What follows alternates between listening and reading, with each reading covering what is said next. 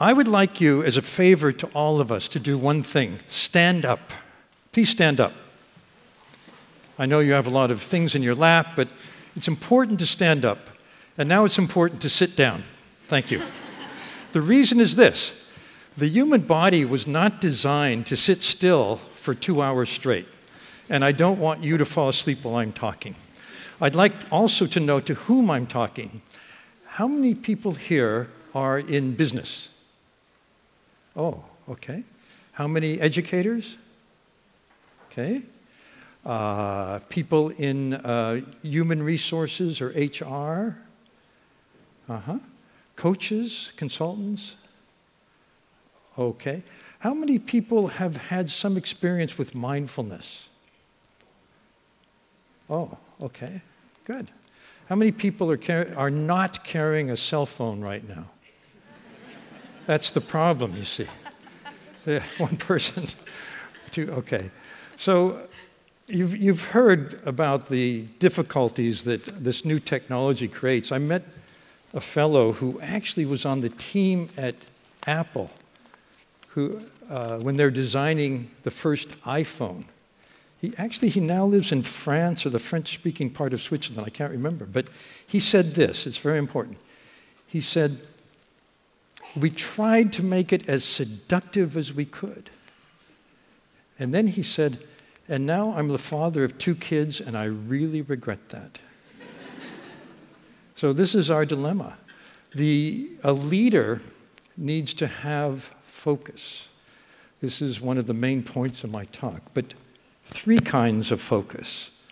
One is an internal focus on yourself, self-awareness. This is what mindfulness helps with immensely. The second is focus on other people. And mindfulness can help there because mindfulness can help you be more present. The third is something else entirely. It's a systems awareness. Awareness of the larger surround, the forces that your organization operates in. For a business person, it would be the technological shifts that are coming, the economic trends, the social trends, cultural trends. All of that is going to help you figure out what strategy will you use going into the future. But let me start with the first part, with the topic that most people have been addressing so far, which is the internal focus. Attention, as you've heard, is under siege. There's some data that suggests that today people get about 5 times more information than was true 20 years ago. And there's a saying in cognitive science that what information consumes is attention. So a wealth of information means a poverty of attention. That's the dilemma. We get lots and lots of information, but then how do we weed through it? How do we curate it for ourselves? What's most important? What's salient? There was a study done at Harvard University recently about attention in daily life. Stop me if anyone has said this before, talked about this study. It's a study in which they gave people an app for their phone, and the app rang them at random times of day, and it asked 2 questions. What are you doing right now, and what are you thinking about? If those 2 things don't match up, then your mind is wandering. So it was a study of mind wandering. The article that was published on it in Science, with a preeminent journal, was called "A Wandering Mind is an Unhappy Mind," because they found that mood went down, was sad, more sad, depressed, and so on, the more the mind wandered. One of the reasons is that there are 2 kinds of distractions, 2 classes, technically speaking. One is sensory. You're trying to focus on something in a cafe and that person at the next table is very loud. That actually is the easiest kind of distraction to ignore. The hardest kind of distraction is the emotional distraction, the thoughts that keep coming back to us, the thinking about what went wrong in that relationship. Why did that person say that to me? Those are the kind of mind wandering which makes most trouble in our lives. So what the study found was that the mind is wandering on average 47% of the time. More interestingly, it's wandering 90% of the time in 3 situations. When you're commuting to work, when you're sitting in front of a video screen, your computer and so on. And I hate to tell all you people who are in business, at work. The mind wanders 90% of the time on average at work. It wanders the least, here in France you should understand this, during romantic moments. But then who would answer an app at a moment like that? I'm not sure I believe that data, but it's only 10%, they say. So the mind wanders, that's the human condition, but it's wandering more because our devices, our technology is seducing us more and more. So this makes a main task of leadership more difficult. That task is to direct other people's attention. The leader is the one who determines what's important here. What should we be attending to? What's our strategy going forward? From that unfolds how HR or marketing or R&D should be paying attention each in their own way to what is mattering to our company most. So there are those 3 kinds of attention: inner, outer, and other.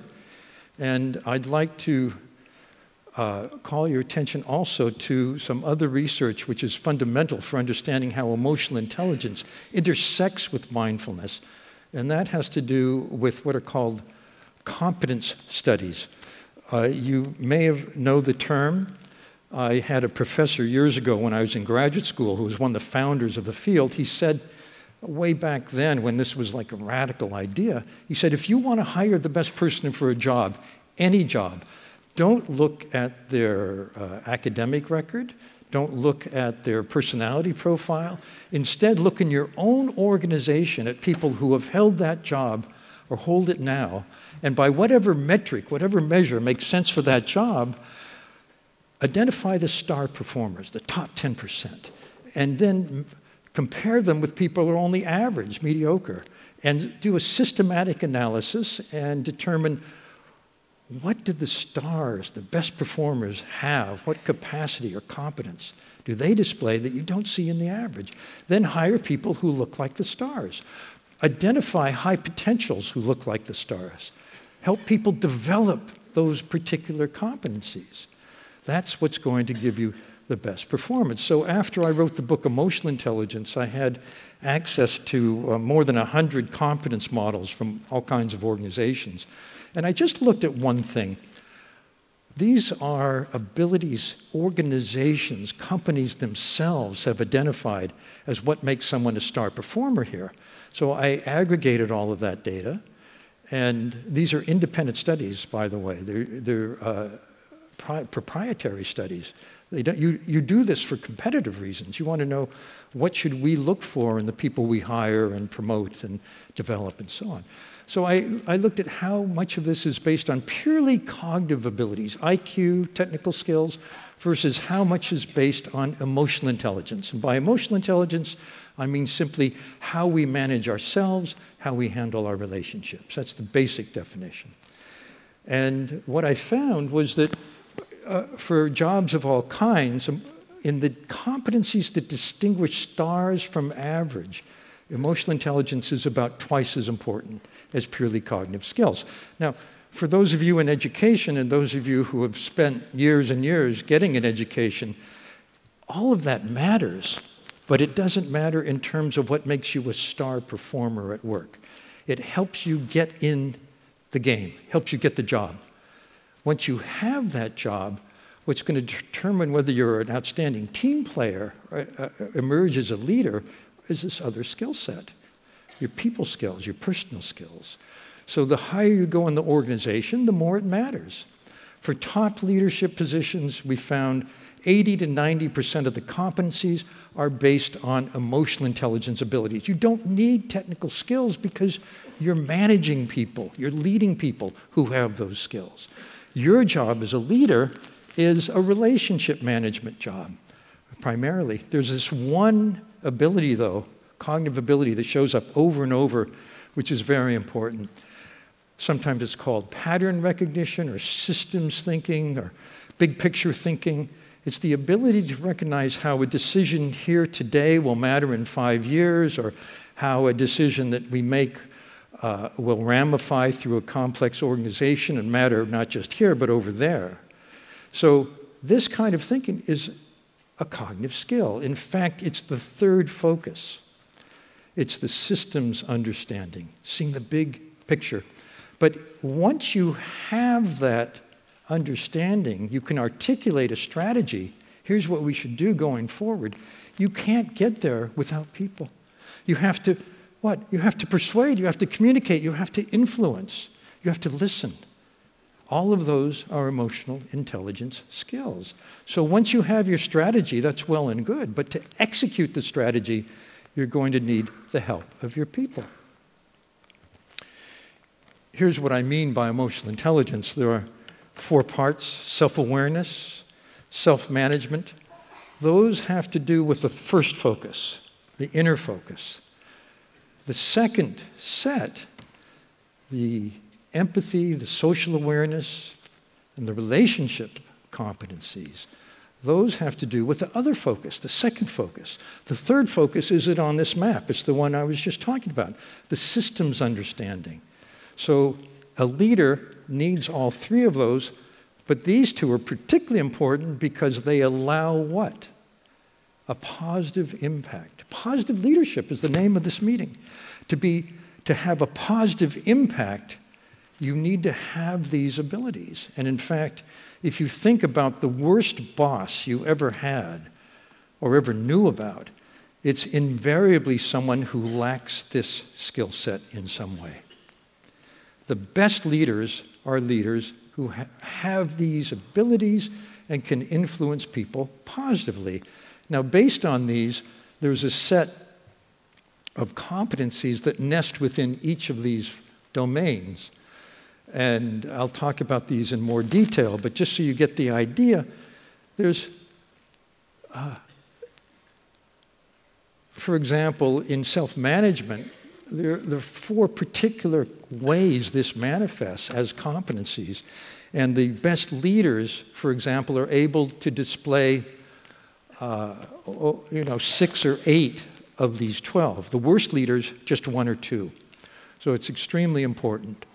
If you're interested in this after, there's going to be a reception, and we're going to make available a set of primers that explain in much more detail each of these 12 competencies.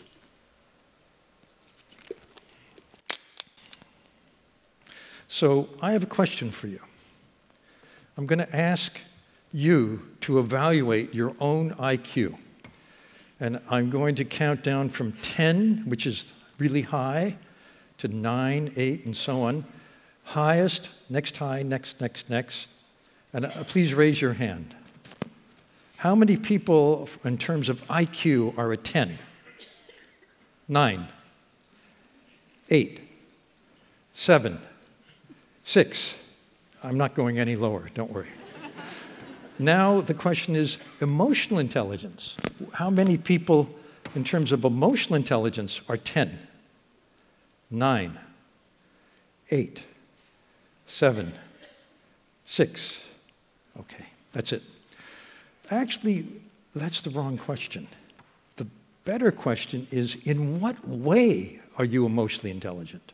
Because if you look at this, you can have strengths and limits across this. Maybe you're very good at adaptability, at self-awareness, but not so good at persuasion or conflict management. It's like going to the doctor and getting a physical, and you have 10 ways to look at your blood, cholesterol, lipids, different ratios and so on.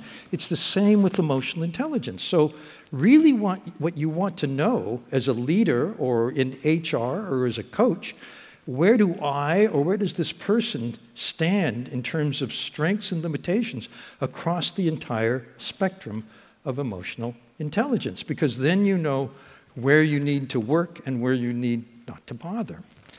So let me bring in another level of this, because my model of emotional intelligence is actually based in an understanding of kind of fundamental understanding of neuroscience. And you did hear already some neuroscience, but I want to emphasize two brain circuits or sets of circuits. One is the prefrontal cortex, which is the executive center of the brain. It's like the leader of the brain. This is where the circuits for mindfulness are for the most part. This is where the circuits for comprehension, for analysis, for learning are. It's right behind the forehead. But in the middle of the brain are the emotional centers. And the emotional centers are actually what the brain was designed. The prefrontal area, the top of the brain, the neocortex, in evolution was an afterthought. It's an added app, an accessory, if you will. And this becomes clearest when you understand that the brain's function is for survival. And the emotional centers have been fundamental for that. The emotional centers, particularly the amygdala is part of this circuitry in the emotions, which is the brain's radar for threat. Right now, your amygdala and my amygdala and your amygdala is asking one question: am I safe? If the answer is no, if the amygdala thinks there's a threat to safety, it can capture the rest of the brain. It has a privileged position. It can take over the prefrontal cortex. When it does this, well, first of all, some information about the amygdala. How many people here remember when television had something called static, like a fuzzy picture? This was way before digital. Am I the only one that had static? You had, okay. So what the amygdala sees is like static. It gets a very small portion of all the information coming into the senses. Most of it goes to other parts of the brain. But the amygdala has a decision rule: I'd rather be safe than sorry. So it makes very quick decisions on very poor data. And not only that, it compels us to act immediately, and it favors things that we have done over and over and over again, so that, for example, things that we did early in life, childish behaviors, are more likely to occur when the amygdala is running the show. The amygdala also does some important things to the prefrontal cortex. It makes our attention fixate on what it thinks the threat is. So if the threat is, oh, and here's another thing, the threat is usually, in modern life, this was designed for, a saber-toothed tiger that was going to eat us. But in modern life, the threat is some complex social reality. Why did she send me that text that upset me so much? Not only do you think about it immediately, you think about it when you wake up at 2 or 3 in the morning. That's a sign of the amygdala running the show. There's another thing. The amygdala, when it takes over the prefrontal cortex, can shift and shuffle the hierarchy of memory. This means that if you're having a fight with the person that you love the most, your marital partner or whomever, at the peak of that fight, it is very hard to remember the answer to one question. The question is, why am I with this person? Don't try to answer that question at that moment.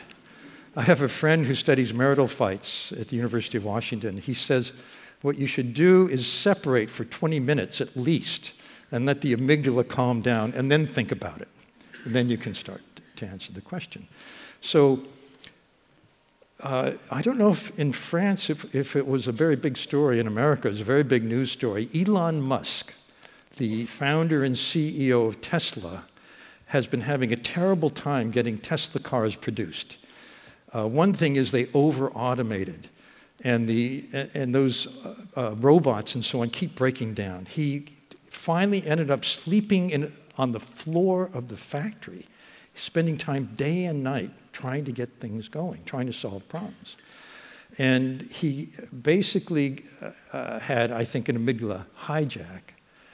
The amygdala hijack, there are 3 signs. You have a very rapid emotional response. It's typically very negative, like fear or anger.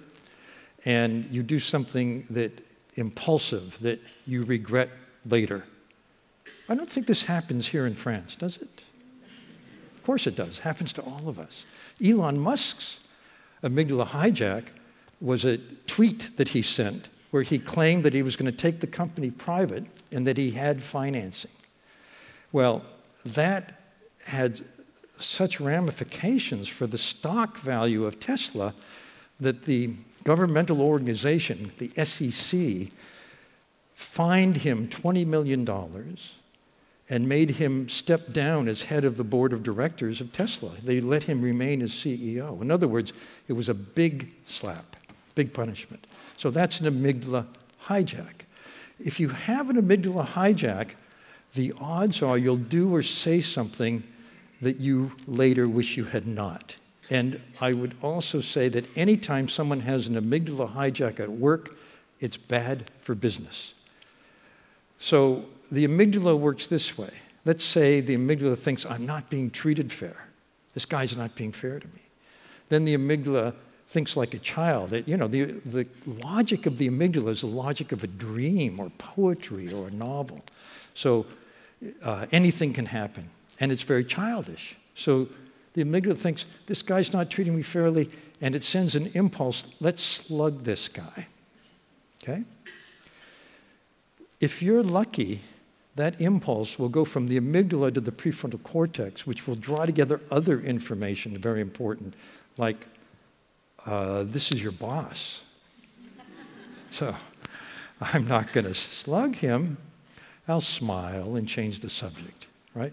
So emotional intelligence is the smooth integration of the logical prefrontal centers and the emotional centers. There's another way to look at this. This is a function that's been known in psychology for 100 years. It's between performance in any domain, that's the vertical, the high or the low, and then the horizontal, this is actually levels of cortisol, a stress hormone. You need some cortisol to get going in the morning.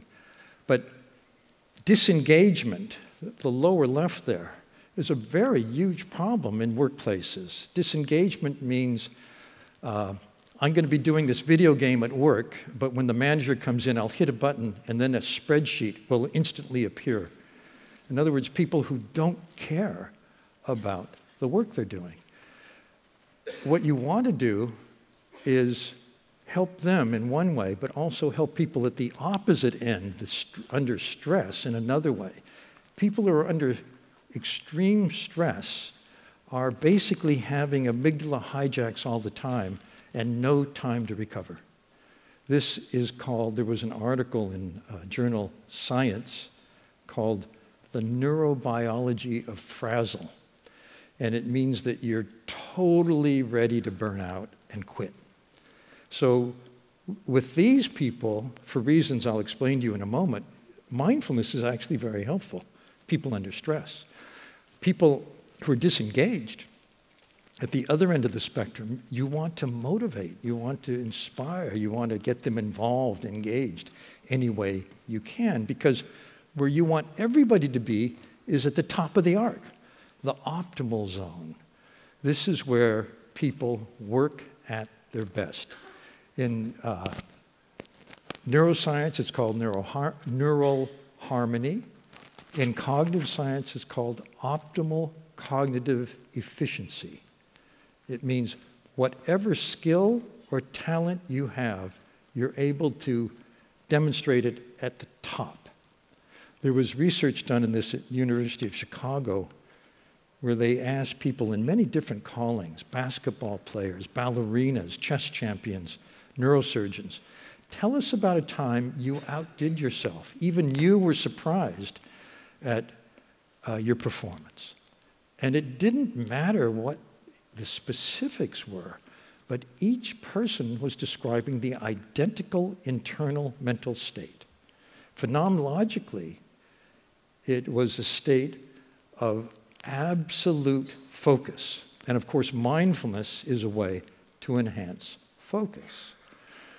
Full concentration is one of the elements of this optimal state. Ease and flexibility is another. you feel that no matter how challenges change, you can handle them. You have natural confidence, not in a boastful way. You just feel, I'll be able to handle whatever comes up.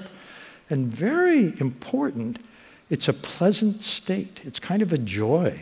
It feels good to be able to perform at your best. So this is sometimes called flow. The research at Chicago used that term. But it's important to realize that this is a capacity that mindfulness can enhance. Now, I have to confess, I'm a very early adopter of mindfulness. In India, I studied with a monk in Sri Lanka who at the time had wrote the only book that had the word mindfulness in the title in the English language, Nyanaponika. And I got to know the kind of first generation of teachers who brought mindfulness to the West. And I've been an advocate ever since. In fact, I went back to Harvard and I said, you know, I think mindfulness is very important. I'd like to do my dissertation research on it. And they said, that's like the stupidest thing we've ever heard. Back then, there was huge resistance to it. Now it's very, very different, of course. At any rate, last year I published a book which I think is in French. Is it in French, Eve? Did you find out? Altered Traits is the English title. Not in French yet. If there's any publishers in the crowd, it's not in French yet. In the UK, they published it under the title Science of Meditation, which is actually more accurate. We looked at, by now, when I did my dissertation at Harvard, when I was in graduate school in ancient times, there were 2 or 3 published studies we could cite about anything related. Now there are more than 6,000. My partner in writing the book, who is a neuroscientist at the University of Wisconsin, went through those, had his team go through 6,000 studies and identified 60 that are state-of-the-art. And we looked at those 60 to see, given that these are in the top journals, the best designed studies, what really are the benefits, the effects of meditation, of mindfulness? And one of the things that's very important to know is that my friend Richard Davidson and I also are very old friends of Jon Kabat-Zinn, who is Mr. Mindfulness now in the world. Jon Kabat-Zinn developed what's called mindfulness-based stress reduction, which is the most well-researched variety of mindfulness. It was originally designed for pain patients in a medical center at the University of Massachusetts, but now it's used in hospitals and clinics around the world and in businesses because it's been well documented that it works. However, Richard Davidson and Johnny did a study where they had people learn mindfulness, and then they also had another group randomly assigned learn something called the Health Enhancement Program. This was a program in exercise and nutrition, and the people who taught it were very enthusiastic about it, just as the people who taught mindfulness were very enthusiastic. And the bottom line is that there was no difference in positive benefits between those two groups on any self-report measure. What that means is if you're looking at a study of mindfulness and the only data is from what people say, the question is, did they have what's called an active control, like the Health Enhancement Program? And if so, was there a difference? The real differences, and there are many differences, have to do with brain effects and biological effects. So when it comes to mindfulness, the first aspect of what's improved is attention. Well, of course, mindfulness is direct training in attention. If you're being mindful of your breath, does anybody use breath as a basis for mindfulness? Some people do. Well, what's the next thing you do? You put your attention on your breath, and then your mind wanders somewhere else. That's the way the mind is wired. Then the question is, when do you notice that your mind wandered, and then do you bring it back to the breath? That is the basic repetition in mindfulness. It's like the neurological equivalent of going to a gym and lifting a weight. And every time you do a repetition, this muscle gets that much stronger. Every time you bring your mind back, we think, the neural circuitry for paying attention, for concentration, for dealing with distraction gets that much stronger. That's why mindfulness is such a useful tool in modern life and in resisting all of the flood of distractions that everyone, leaders and not only leaders, everybody faces today. So one of the things, you heard that multitasking is kind of a myth because there's a bottleneck in attention, but still, you know, you're doing that important thing that you have to get done today and you're really concentrated and then, oh, I got a text. So you look at what's the text and then, well, while I'm looking, I'll look at my email and then, oh, I'll make a phone call. That's what we call multitasking. It's actually sequential tasking, but still, it's distraction. Then you go back to that thing you were doing, that important task, and where your concentration was up here, ordinarily it's now down here, and you have to build it up again. Except if you did 10 minutes of mindfulness that day. Research from Stanford suggests that mindfulness allows you to not lose concentration when you go back to that important thing where your concentration is needed. This was a surprise, they taught mindfulness. And when I say taught mindfulness, usually it's MBSR, the Kabat-Zinn model, because it's been so-called manualized. There's a standard way to teach it. The basic course is about a half-hour a day for a month. This is what they're studying. When they did it at University of California, they found that students had taken mindfulness compared to others, did much, much better on their graduate school entrance exam.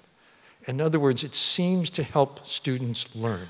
So it strengthens circuitry in the prefrontal cortex. So that's one thing.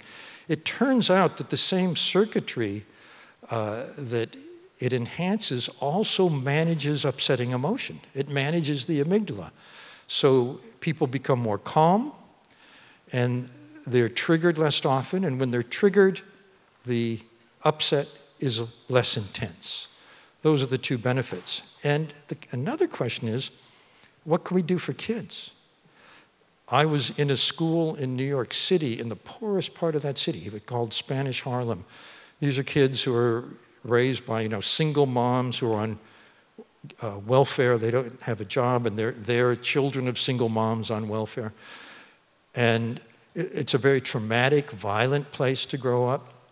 These were 7-year-olds, and I went to observe the class, and I thought it would be very chaotic, but it wasn't. They're very calm, very focused. The teacher said, here's why. Every day, we do this exercise where each child takes their favorite stuffed animal, finds a place to lie down on a rug, puts that on their tummy, and watches it rise on the in-breath and fall on the out-breath. Rise on the in-breath, fall on the out-breath.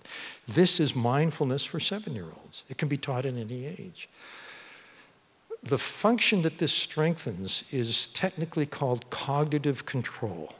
Cognitive control is the ability to put your attention where you want it and to ignore distractions, to ignore that upsetting feeling, and to stay with the task at hand. It's essential to job performance. It's essential to learning. They measured cognitive control in children 4 to 8 in a city in New Zealand. Every child born in 1 year, more than 1,000 kids. Then they found them, tracked them down when they're in their mid-30s. You can only do this in New Zealand. There's no way you could track them down in their 30s in America. But they found them, and they found something really important. Children who had higher cognitive control were doing better financially and had better health than children with poor cognitive control. This effect was stronger as a predictor than the IQ of the child or the wealth of the family they grew up in. In other words, it's a way to level the playing field for all children by helping them develop this capacity. And mindfulness seems to be a way to do it. There are many schools now. I just was at a meeting of schools where they're introducing mindfulness. I don't know in France. In France, do you have one central curriculum? It comes from the government? Yes? No? Yes. I'm sorry to hear it. The reason is that it's very hard to introduce mindfulness in a school that has a government-controlled curriculum because the people who decide what's in the curriculum will need a lot of persuading. So, but I really advocate it, and something teachers can do, schools can do on their own. So the data says that the longer you do it, and what I mean is the more lifetime hours you've been a meditator, the stronger these benefits get. So it's just an argument for meditation. Let me now look at the particular competencies. These are the self-management competencies. There's self-awareness, and there's, I don't like emotional self-control. That's what it is in English. I prefer emotional balance, positive outlook, adaptability, achievement. These are what you see in the high performers, particularly in leadership.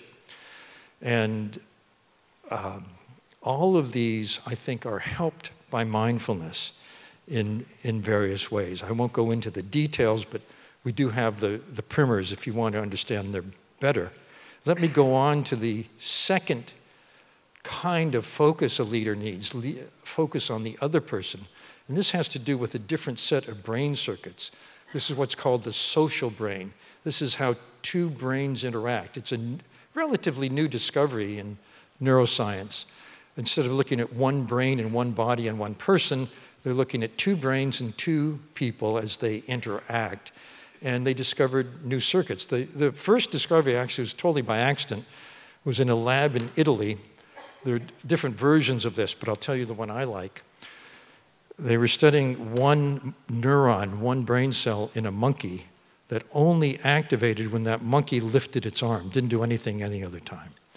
And one afternoon, the monkey is sitting still, and that neuron is firing, and nobody knows why.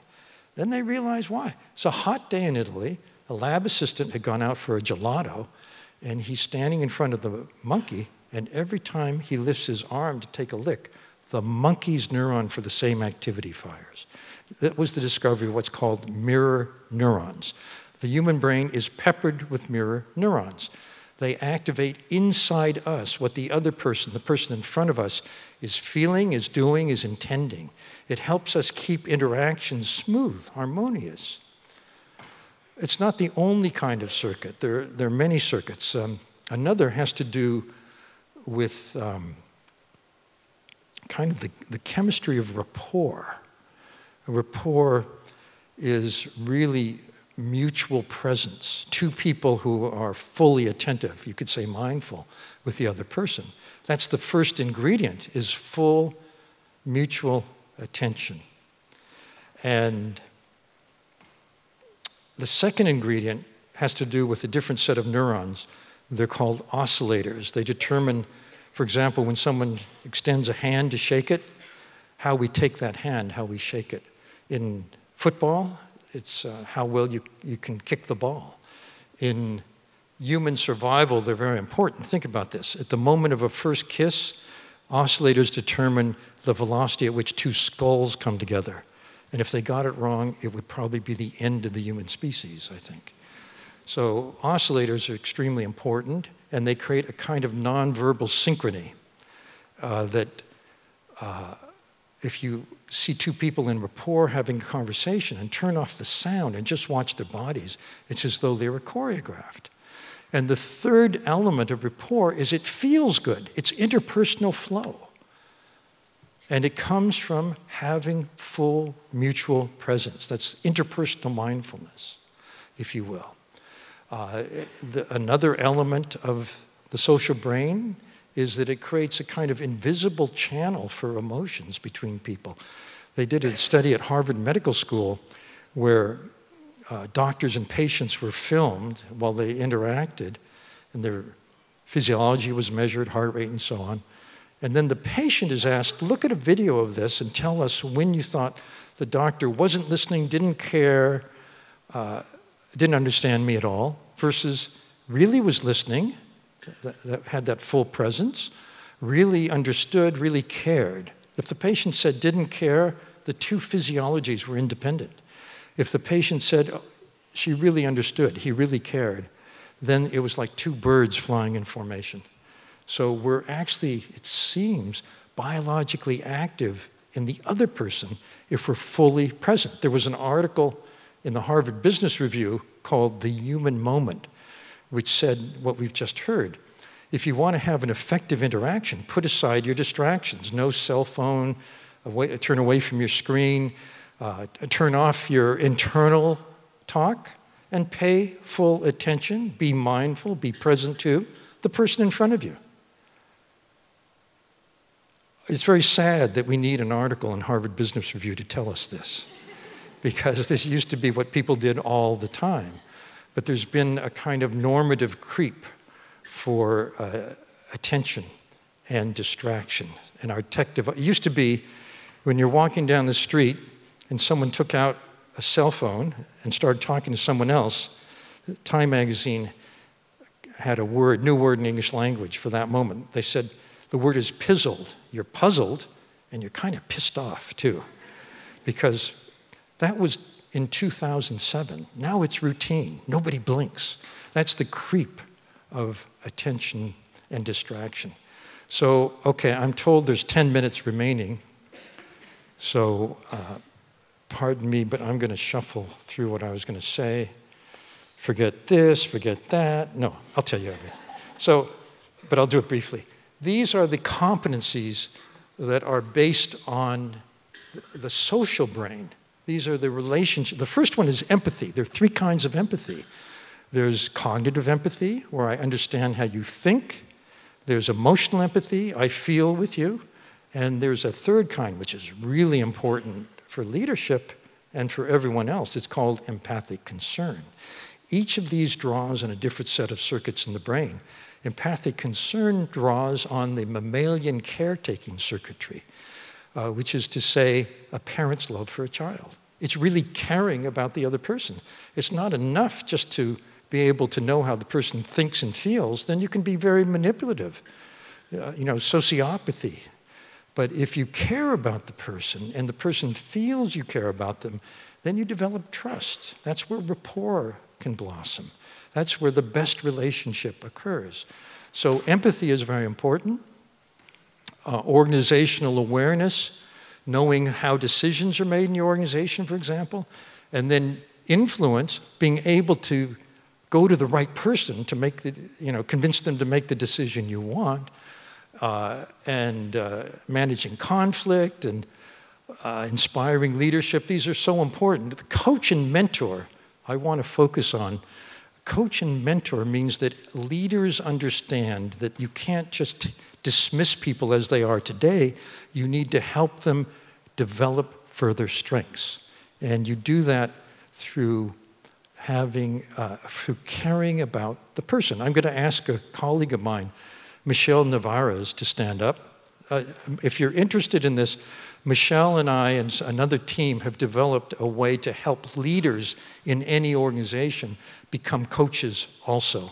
We've developed a whole suite of ways to enhance emotional intelligence, including a coaching certification for people who are actually professional coaches. So if you want to find out more, Michelle is the person. She'll be upstairs at the reception we're about to have. So then there are leadership styles and how they matter. This data is an evaluation of the leader's style and then how direct reports felt about the climate that leader created. And you see there are 2 very positive styles. One is kind of inspirational, being able to articulate a shared goal from the heart to the heart. And this means you can give performance feedback in terms of how this matters for where we're all going and want to go. Then there's being a coach and a mentor.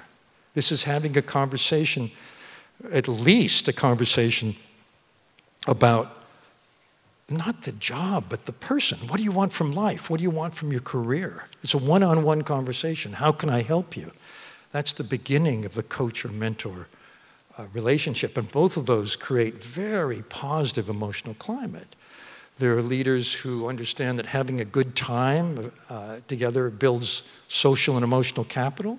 Leaders who understand that if you're going to make a decision, It's good to get inputs to make a consensus decision, because then more people will actually execute on the basis of that decision.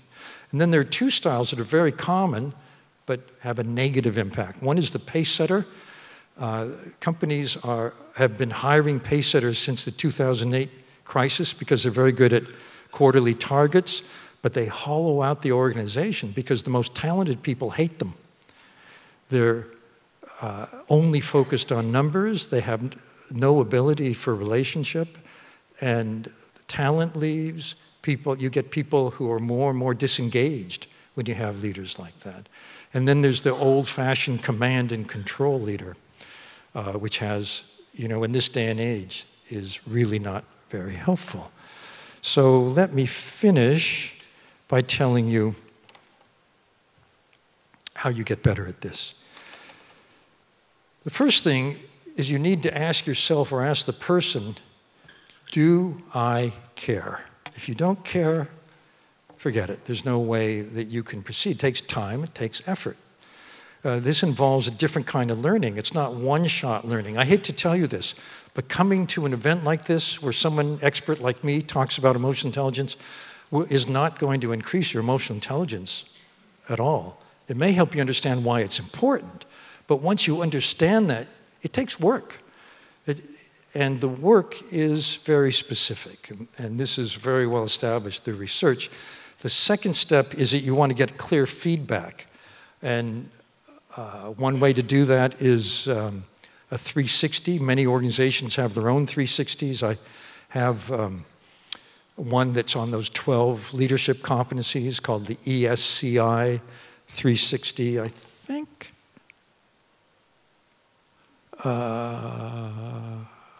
Yeah, at the bottom, Emotional and Social Competence Inventory. This is the website. Don't write it down, take a picture, it's very long. So that's the next step, but try to get other people's view, that's what the power of a 360 is. We have blind spots, but getting input from other people is a way to get a realistic picture. And then getting support, that's maybe having a coach, maybe doing it with a learning partner, but it helps very much to have someone who you can talk to, particularly when things go wrong. And you want to be prepared for the next time whatever it is that made you go off track happens. And then practice at every opportunity, have a learning plan. That's something very specific that you're going to practice. Like you want to be a better listener. I want to be fully present to people. You have to remind yourself to do that. I'm going to take more than 5 minutes to finish. I just want to warn you. So don't get angry at me, please. So do one thing, please. Cross your arms. Just put down your notepad. Cross your arms. Just cross your arms. That's what a habit feels like. It's very comfortable. Now cross your arms the other way with the other arm. That's what cultivating a new habit feels like. It feels strange at first. So this is because the brain has default circuits that are the basis of the habit. If you're doing something new, you have to be intentional. First of all, you need mindfulness. You need to notice, this is a moment I can try that new thing. I can cue that new sequence, whatever it may be, like forgetting my distractions and paying full attention to the person in front of me. That's a habit change if you've been a poor listener. And data suggests that people in positions of power, leaders, physicians, and so on, tend to listen to a person for about 18 seconds and then take over the conversation and steer it in the direction they think it needs to go. In other words, poor leadership is poor listening is rampant in leadership. So to develop the opportunity, the possibility of habitually having human moments, being fully present, you need to be mindful of the opportunity in the first place so you can then practice doing it in a new way. So you practice at every opportunity. And I'd like to finish by talking about the third focus, which is the systems focus. I'll tell you a quick story. There's a place in California called Elon Institute. It's on a high cliff overlooking the Pacific Ocean. One day, Elon invited a Zen archer to give a demonstration. And let's say this is the end of the cliff and there's the ocean. They put a big target here, and the Zen archer has his huge bow, and he goes way, way, way back. He composes himself in a kind of Zen way. Then very mindfully pulls back the arrow, lets it fly, and it goes way over the target and lands in the ocean. And everybody's shocked. But he says, bullseye. That Zen archer was named Kobanchino. His star student was a man named Stephen Jobs. Schopenhauer says, genius is hitting the target others do not see. For the Zen archer, it was the process that mattered, not the goal. For Steve Jobs, the ability to create the iPhone, the iPad, the I this, the I that, which were tech devices we never even dreamed of, but once we saw them, we had to have them. That was genius. There are two kinds of strategic thinking. One is exploitation. A good example is BlackBerry. BlackBerry 10, 15 years ago captured the market for mobile phones for people in business. Today, does anybody in this room have a BlackBerry? They're very rare. BlackBerry was run by two engineers, two co-CEOs, who kept improving the product they had, the security of the system, the keyboard, and so on. They didn't see the competition. They didn't see the iPhone and the Android, which is what most everyone brings to the office today. And they went out of business. They were exploiting. That was their strategy. They had a cash cow. And if you look at the brain of someone who's exhibiting the exploitative strategy, you see that their circuitry for pleasure, it feels good to be making money that easily. That circuitry is activated. The other strategy is exploration. That's what Steve Jobs was constantly doing. If you look at the brain of someone who's using that strategy, it takes exertion. It's actually the prefrontal cortex. It's effortful to look around at something new. But that's the only way you're going to innovate. So those are two strategies. And finally, let me suggest where I think a future jackpot might be for businesses. It has to do with the climate and the fact that the human brain is blind to the things we do that are destroying the planet. It's a sad fact of our sensory system. We don't see immediately the impact of what we do. As a result, the 8 global systems that support life on the planet are under threat. Climate, the CO2 climate is one of 8 systems. That's the tragedy. The opportunity is this. Every child today is growing up with a doomsday scenario of what's going to happen to the planet. Younger people, who are, by the way, the market of the future, are going to be more and more and more interested in the way their parents and grandparents are relatively indifferent to the impacts of a company on the survival of the planet. That means there will be a premium on not only sustainability, but things like biomimicry. By that I mean, take styrofoam. Styrofoam is a horrible thing. It's made out of oil, and it never dies. It ends up in small, what are called nurdles, circulating in the middle of the great bodies of water on Earth. Fish eat it and die, and so on. 2 students at a tech school invented an alternative, which is made out of rice hulls, which is the outside of a rice that you have to take off in order to make rice edible, and mushroom roots. That's all it's made of. And it works just as well as styrofoam. They founded a company, Ecovation. This is a model for the future. The innovations that will be most profitable are going to reinvent everything in the material world. It's all up for grabs. Everything in this room is terrible for the planet, I'm sorry to say. However, we don't know in what way it's terrible because we have no idea how it was made. If you're in an industry, then you have an opportunity to do things in a better way. So let me leave you with this, that in the next 50 years, the greatest economic opportunity will be in innovating for the planet. And finally, let me leave you with this thought. I wrote a book called Force for Good with the Dalai Lama. It's his vision for the world. And he said something that I really endorse. He said, whenever you make a decision, ask yourself 3 questions. Who benefits? Is it just you or a group? Is it just your group or everyone? And is it only for the present or also for the future? Thank you.